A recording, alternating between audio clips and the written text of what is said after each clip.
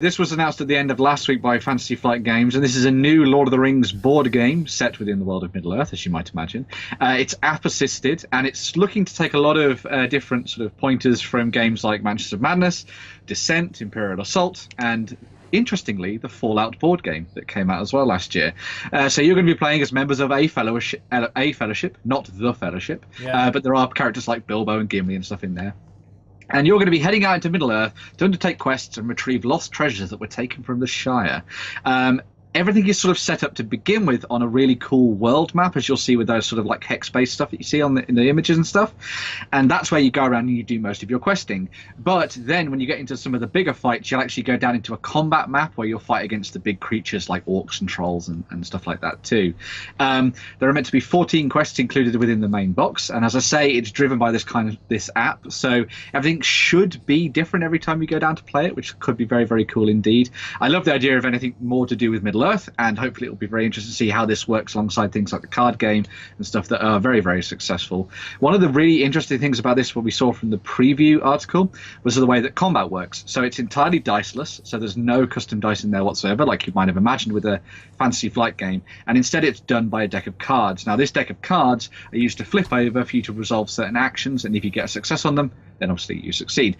But one of the interesting things about this is that you can take some of those cards and put them into your hand to further boost you, but they won't let you succeed in certain checks if you need to flip them over. So you have to have this balancing act between whether or not you want to take the cards into your hand to use them later on, or use them in your deck to consistently succeed at actions. So it's taking something a little bit from Gloomhaven there, which I thought was really interesting. And the game looks good. I'm already pretty much on board with this one. Can't wait for it. So I'm guessing this is different from the movie then, obviously, because I'm looking, hey, wait a minute, Bilbo's looking really sexy, like, he doesn't look at all like the guy from the movie.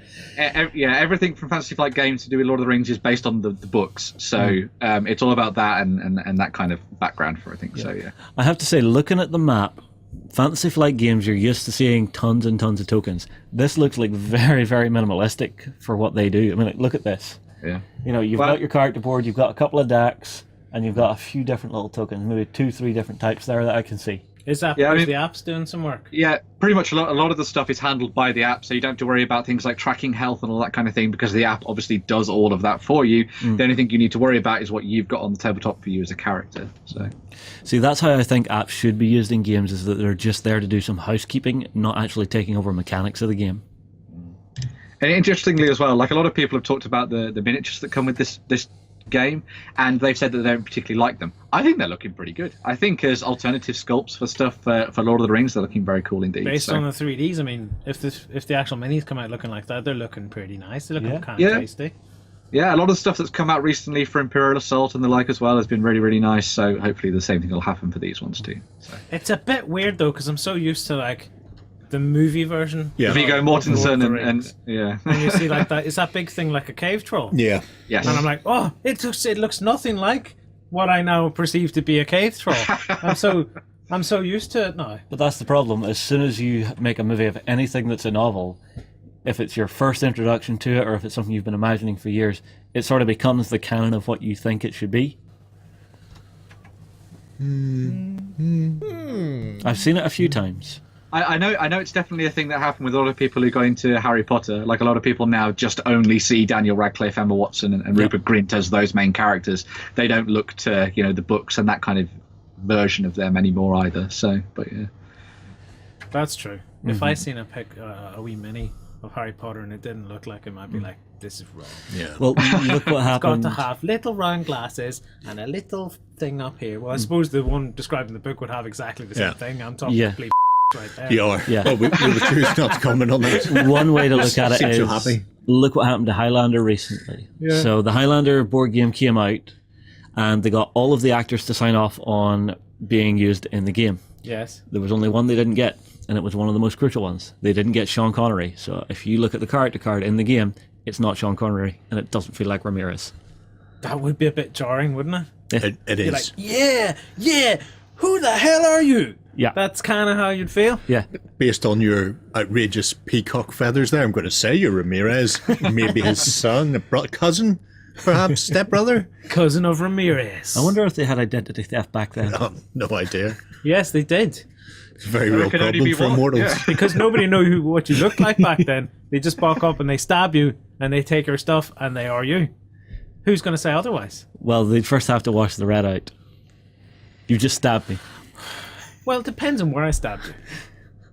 Where are you? All right, I'm fully dressed. Where are you stabbing me that my clothes aren't getting bloody? Well, maybe you were washing your clothes in the river. Like Okay, so you're a very conscientious murderer. You're gonna wait until I'm doing my washing. He just Yes. likes watching you get naked. And that way, you're in the perfect position. You're bent over. I suppose they're hunched down by the river. Scrub, scrub, Can't scrub. see me coming up behind you. Yeah. I'm ready to stick you. Roughly from Your behind. clothes are already like you've dropped your clothes because you're shocked and you've stood up. Yeah. So your clothes are now drifting away down the stream, which is a problem because I need to catch them. But there'll be no blood on them. True, and I suppose during medieval times, if I'm doing my washing, I'm not going to be wearing armor, so I've got no protection. Good time to kill Exactly. someone. Yeah, and nobody knows what you look like in the next village because you're a country bumpkin who's just traveling I'm around. not a bumpkin. I don't know why I'd want to take your identity though. Day 4. Let's go back to the minis though, because we have another Yes. set of. Yeah, so you've got the heroes. Yes, we've got the heroes, which all look cool. Yep, and you've got the villains. The funny thing is, I don't notice the difference so much on the heroes. I think it may be because of the big beasties and the likes of the orcs. Are you saying orcs, all the elves look alike? orcs? That's racist. What are they called in Lord of the Rings again? Orcs or orcs? Uruk. Orcs and Urukai. Oh, yeah, Urukai. There we But the go. Urukai are still technically orcs. So. The main thing about it actually is that they're taking a lot of stuff from some of the side characters that were introduced as part of the card game that aren't actually part of the lore in any way, but they've been sort of dreamt up by the designers. So I think we're going to have some characters from the card game being brought in as well, which would be really cool because I love all those characters.